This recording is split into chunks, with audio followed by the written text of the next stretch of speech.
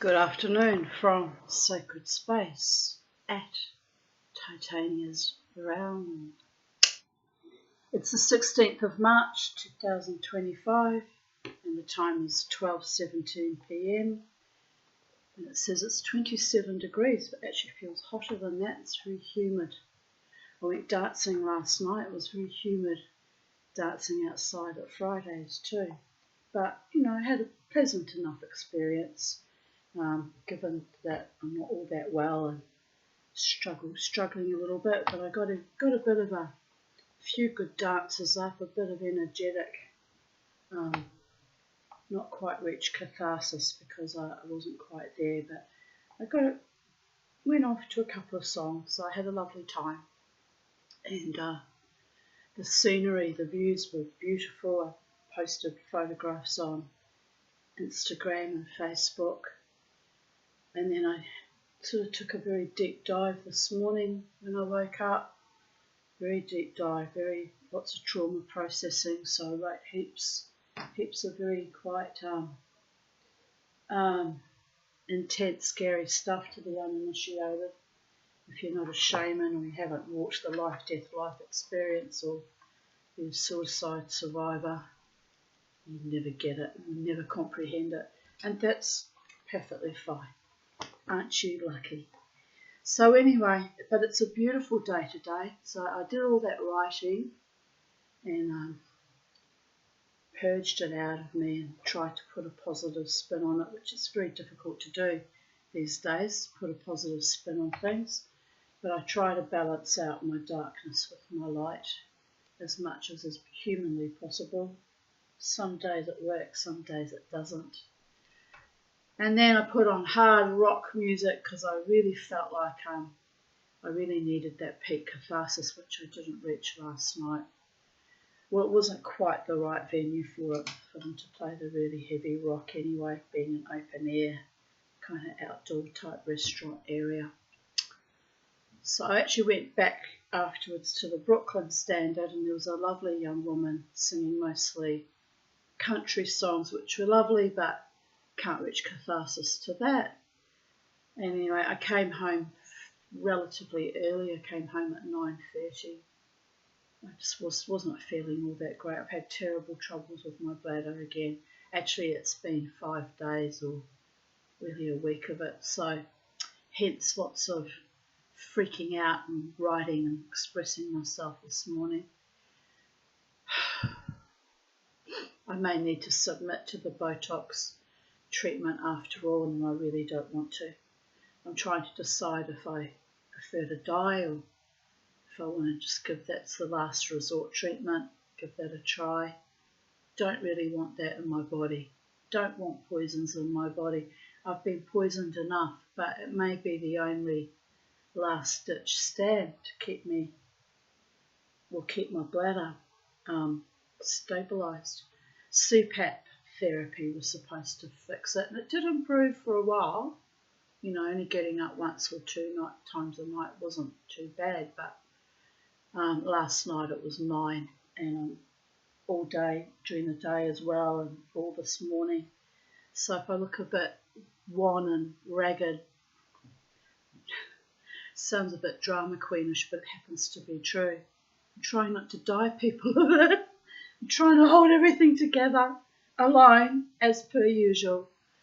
And it gets quite terrifying at times, hence I get into these little rants about choosing life or choosing death, and which is the most dignified, noble end for a person like me who's already suffered immensely.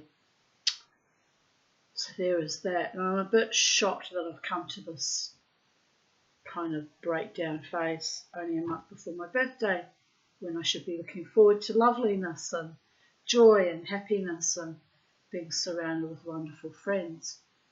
It's a bit fucking tragic. I want to cry when I think about it, what I've been robbed of. I really do.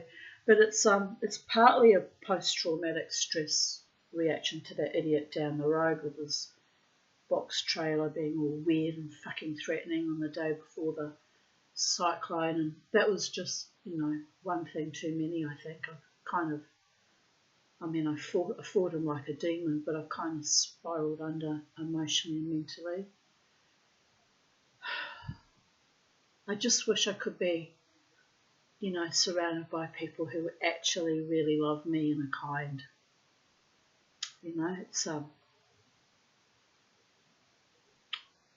It's hard sometimes. However, I did have some sweetness last night when I was out dancing.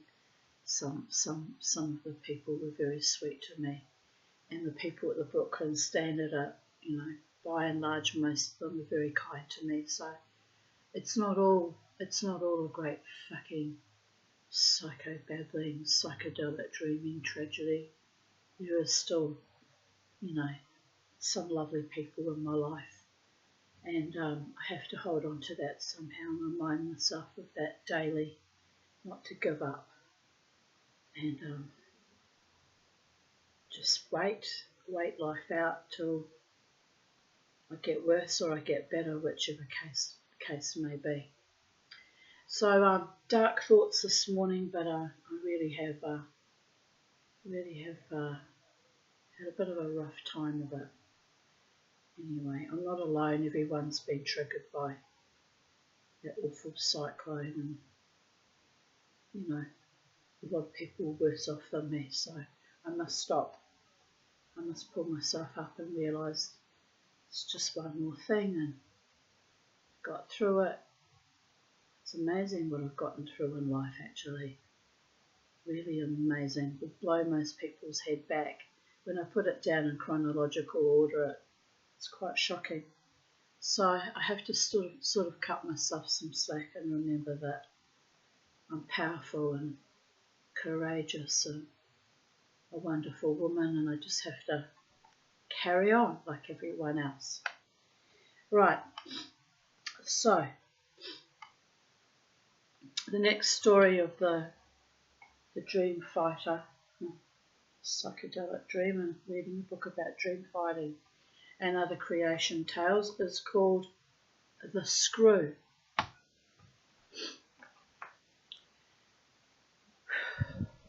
Sorry, I'm really quite raw and emotional at the moment. It's because my bladder's thrown pissy fits and I'm quite wrung out, so don't mind me. I can soldier on. It's just a fucking bladder, and it's just one organ in my body deciding to play up. It's not the first time, it's not the last. I simply won't let it destroy me. Too many external forces have tried to destroy me already, never mind the internal ones going on. I mean, you have to laugh. It's a bit astonishing, people of Earth. Anyway, The Screw. God looked up in dismay. What had happened to the sun? The light was failing.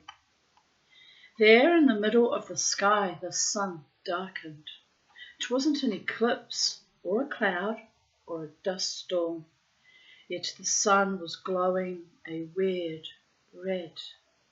Slowly, as God watched, it turned purple, then dark indigo. Then the earth went dark. All around him, with a roar, the cries of the creatures went up. Panicky screeches of birds caught in the dark far from their roosts, wailing and hooting of the great herds of antelopes, only halfway through their eating. Shrieking of the mice dashing blindly into the wrong holes, yelling of the owls in delight at the early start. God climbed up the sky and began to inspect the dark sun. It was still very hot.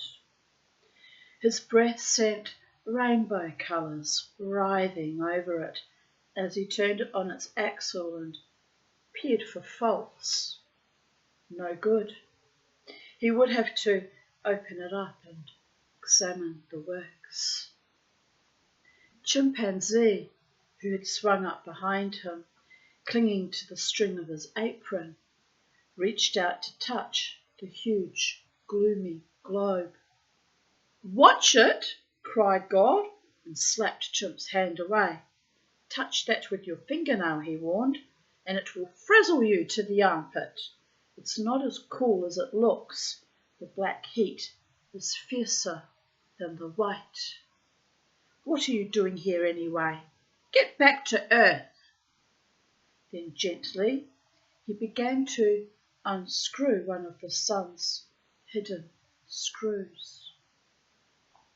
Dangling from the apron string, Chimpanzee watched, and now God looked round for somewhere to put the screw. Everywhere was sky. Finally, he nested the screw carefully on the buckle of his sandal and started on the next one. Soon he had 4 screws snuggling there in the buckle of his sandal, while he began to ease open the trapdoor in the belly of the sun. At that moment, Chimpanzee reached out and with the tip of his finger and thumb took a screw. His screech startled God so badly he almost let go of the massive panel of the trapdoor, which would have banged down on his head. He only just saved it. He glared round in fury. "Ape!" he roared, but he ignored Chimpanzee's flailing hand with its scorched finger and thumb. He was watching that screw falling through space. At the same time, he could not move to do anything about it. He held up the heavy trapdoor panel of the sun with one hand, while he reached cautiously down to rescue the 3 screws from his sandal buckle with the other, and put them between his lips. Then with his freed hand he cuffed Chimpanzee and sent him spinning down after the falling screw. Chimpanzee had not let go of the apron string. When the blow came, he clutched it even tighter. So he fell, still clinging to the apron, which had been torn off God's waist, and now fluttered above the falling chimp like a half-open parachute. "Find that screw," God bellowed through his closed lips. "When I've done this job, I shall need it." So annoying when you lose a screw, like literally and figuratively. Lost quite a few in my day. It's very satisfying when you get them back. Just saying.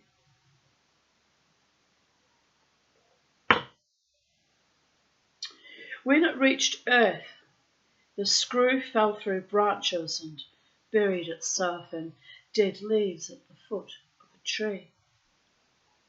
Chimpanzee, falling the same way, crashed through the branches and bounced on the dead leaves.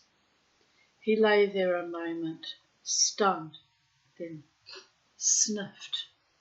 A new smell. He sniffed at a scorched hand in the darkness. Not quite that. Then he saw a glowing spiral of smoke rising from the dead leaves beside him. He parted the leaves and saw the screw in a nest of smouldering leaves. Chimp was not brilliant, but he had his little flashes, and straight away he knew what had happened. He knew what this was. A baby's son. Poor old God was so dumb. Now Chimp knew why the sun had gone dark. God simply hadn't understood. How could he know about babies? Chimp was wildly excited, but as he peered into the glow, Something came blundering out of the undergrowth behind him. Chimp was shouldered aside, and who stood there but Wild Boar, gazing joyfully at the pulsing den of little flames where the screw was beginning to glow again. "Come on, all of you," squealed Wild Boar. "A bit of the sun's fallen off. We've got it to ourselves." Chimp could hear the whole family of Wild Boar storming through the forest. He had to move fast if he was going to save the sun's child. These pigs had no idea. They would probably trample it out or lie on it with their thick skins. He shook God's apron in front of Wild Boar's nose. "This," he announced in a loud voice, "is God's apron, as you can see." And God said, "Wrap up the baby sun, which you will find hidden in the dead leaves, and bring it to me." And he said, "Here, wrap it in my apron." Wild Boar stepped back and blinked. What was all this about God? Wild Boar was afraid of God. I wonder why. Guess we'll find out. Quickly, Chimpanzee folded the glowing screw and the smouldering mass of dead leaves into God's apron, wrapped it all up, and crying, "God is waiting," he set off at a run. Fast as he ran, the rumour ran faster. The wild pigs were blabbermouths all right. Panting along, he heard Toucan shriek, "Chimp's got a bit of the sun, he's stolen it." Then he heard Bongo bray, "Chimp's stolen the sun's heart." Then he heard Anaconda howl. Wait, do anacondas howl? Suspend belief, Tanya Aarons. Suspend belief. It's a story. "Chimp's pinched the sun. No wonder it's dark. Chimp's got the sun. Chimp's killed the sun."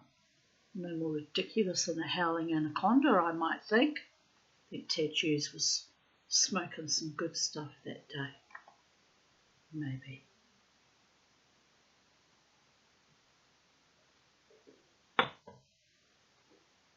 And also, so, you have to laugh sometimes. And on all sides, the creatures took it up. Chimps pinched the daylight, and chimps robbed God, and chimps got the sun in a bag, and the sun fell, and chimpanzees eaten it. "Here he is," screeched Fruit Bat. "He's running away with the sun. Catch him."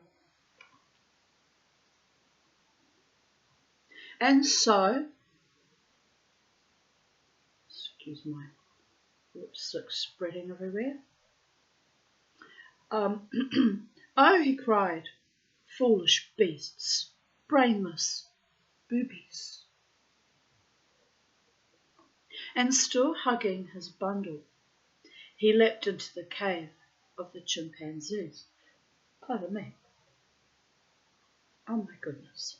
Between the smearing of the lipstick and the burping and the drinking of the water and the whining, why do you watch my YouTube channel, people of Earth? I wonder sometimes. Why do I do this? Something to do. Could be doing housework, dusting and polishing and scrubbing the walls and being a domestic goddess. Could be making love to a wonderful man. But no. Anyway, where was I? Having a wee moment there. Having a little wee moment. Don't take it seriously, gentlemen of Earth. Won't be happening until I find the one. And he'll have to prove he's the one with loyalty and commitment and date me and treat me like a queen, not just for one night only, or half a night, or 20 minutes, but connectivity, consideration, sweet devotion for the long term. It's someone that we both get along, otherwise it'd never happen, it'd never work out. And I'm not your average woman. I'm not, unfortunately. It's the way I'm created. It's how I've survived, actually. So it's neither good nor bad, it just is. Anyway, where was I, people of Earth? That's right, getting silly about sex again. Don't know why I'm getting silly about sex. It's just pointless, really. Quite pointless. Sex without real love and devotion is just a writhing body